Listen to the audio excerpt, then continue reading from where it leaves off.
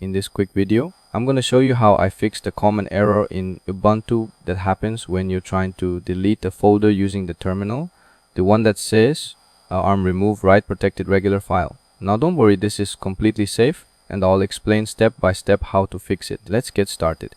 So here I was in my terminal and I tried to delete a folder using this command. I type file name, but then it gave me this message, remove write protected regular file, and asked me to confirm each file by typing Y or NaN.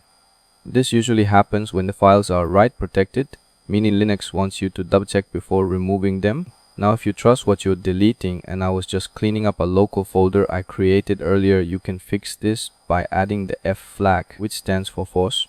So the command becomes rmrf and file name R means recursive delete folders and files inside, F means force, so it won't ask for confirmation. So I type the command like this, rmf file name, and then this time it worked without any error. The folder was deleted completely, but one important thing, be very careful when using rmrf, because this command will remove whatever folder or files you give it without asking again. Only use it if you're 100% sure what you're deleting. Don't ever run this on system folders like chhome, chhc, or sim that can damage your Linux OS. This video is only about removing your own local project folder, which is totally safe.